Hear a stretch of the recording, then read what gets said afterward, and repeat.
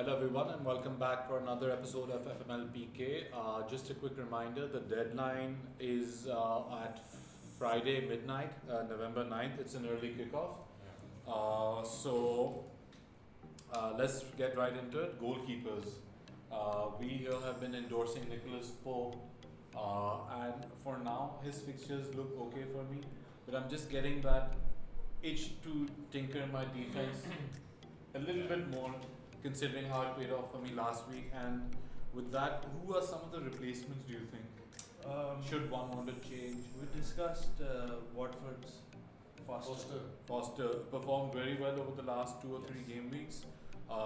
Some easy fixtures coming up. One would think that maybe they can have a resurgence during these easy fixtures. Watford. Yeah. For the Pope range, he's a good fit. Of course, if you have Ryan, you stick with it like Salman has. And really, but the fixtures are not concerning. Manchester United, Leicester, Liverpool, Arsenal, Wolves. Yeah, but I mean, if you look at Watford overall, they've kept only 2 clean sheets. So their capability of keeping clean sheet against a lower ranked team is also high. Yeah. Well, the thing with Pope is they haven't kept clean sheets in the last 2 game weeks.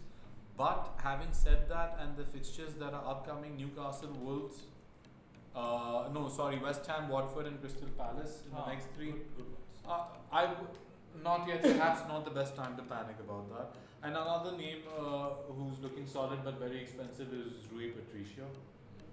Anyways, so continuing at the back line, where do we start? Trent.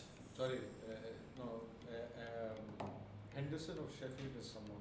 Oh, in the keepers, yes, definitely. Well. Yeah. Most number of clean sheets. His stats are really good. He's got top points amongst all goalkeepers. Sheffield's ranked 7th in the league, 6th in the league. Yeah, I'm sure I said that. They're ranked 6th in the league with 6th 16 in the points. league, right after Arsenal. Yeah. So another good option is Henderson, especially for that price. Perhaps he would be the one to come in instead of Pope at some point, especially when the fixtures get tough. But anyway, the first name on the defenders list, Alexander-Arnold Trent.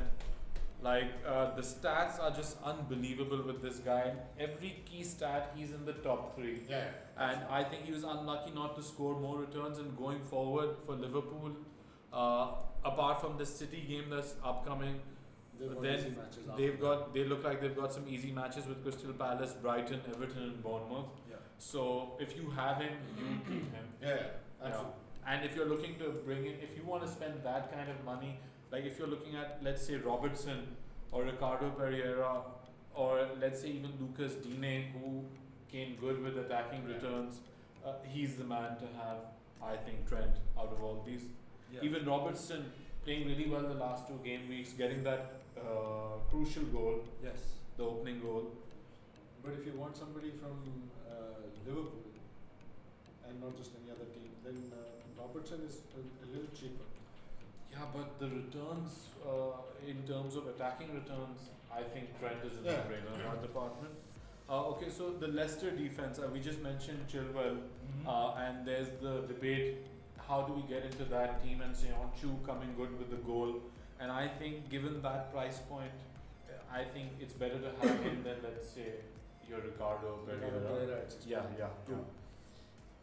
And Chilwell is at 5.6. Yeah. So Seonchu at 4.8, I would recommend getting him. Alright, so another name that I want to bring up is Nathan Ake. What do we think? 3 clean sheets in a row? yeah, Bournemouth have surprised everyone. Yeah. I had Rico on the bench I've had Rico for quite a while, and he was always on the bench, assuming that Bournemouth is not going to keep a clean sheet, but 3 consecutive clean sheets. And they play Newcastle and Wolves next. Yeah. And Tottenham, Crystal Palace. Like Tottenham, not without their own problems. So If I've gained confidence in both Rico and Lundstrom, and they're both starting for me, and they change the entire dynamic of your team if you're willing to do that. So depending, Ake would be a little more than Rico, but he's there in Bournemouth. And Rico is cheaper. Rico's cheaper. So from a team point of view, from a fixture point of view, the next names that I want to discuss are Wolves' assets, Doherty and Johnny in particular. They look like they're performing well. Their fixtures look like they're going to get some clean sheets. And the way these two guys have been playing aggressively, I think there might be some attacking returns. If I had to pick one of the two, it would have to be Johnny. Out of the two, Yeah. Doherty had a really good season last season, a lot of attacking returns. And I think the price difference is 0.8.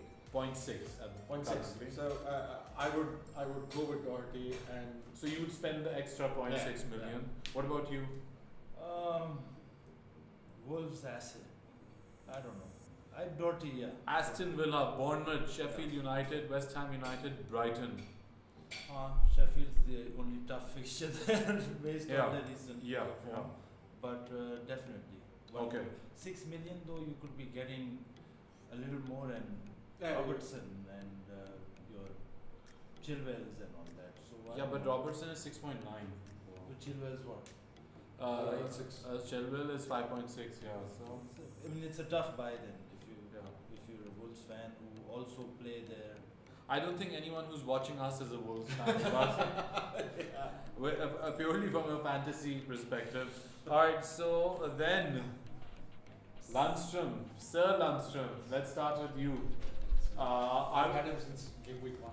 You've had him since game week 1. I was looking to bring him in for the last 2-3 game weeks instead of Walker. I mean, just by fucking luck that Walker scores when I bring him off, but it doesn't matter. Lundstrom scores too. Yeah. And he scores more. He got Yeah. 21 points, Walker got 14. And again, 4.8 million out of position. I think he's a mainstay in any team. Yeah. This is the one transfer. If you're looking to tinker defensively and you don't have Lundstrom, would you say Yeah. that we bring him in? Yeah, Even at 4.8, and if you didn't get him at 4, Yeah. I mean, 4 million ka asset, this has never come across in FPL. I Yeah. think our giveaway should be a Lundstrom jersey. People would appreciate it. Okay. Then a couple of budget options I want to mention. Tomori, Fikayo Tomori. Again, the next few fixtures looking okay, except for this Man City fixture that they're going to play. Then a name that you mentioned, Willems. Which he had brought up. You had brought up Willems. How about him? So I've already done my transfer. You got him in? I got him in. Instead of? I took off Cresswell, West Ham United, and Saved I've some brought him. money. And so he was 4.9. This guy's 4.5. So yes, I've saved. The next few fixtures are looking nice. Yeah, they're not only bad. the City fixture at home, perhaps, but you can just bench him. Yeah, and he's got 2 assists and a goal. Okay. So in the Newcastle team, he plays the left wing and goes. Okay. Quite a bit 6 forward. key passes in the last 4 game weeks, which ties him with Rashford, Robertson, James. Yeah, so he's an aggressive defender. Okay. Alright, and then Montoya, I have him. Got the clean sheet, but I wouldn't buy him if I didn't have him right You've now. had him It's- from the start. I've had him from the start. Perhaps I've not selected him at the best times, but he still has banked me returns a few times now, crucial returns. But again, the fixture is looking very bright. Brighton, it's time to. Alright, beat so that's pretty much it. If you like what you just heard, hit the subscribe button. And I do want to remind you, do watch out for the Champions League matches coming up, for any injuries and stuff like that before you make your final changes. Stay tuned.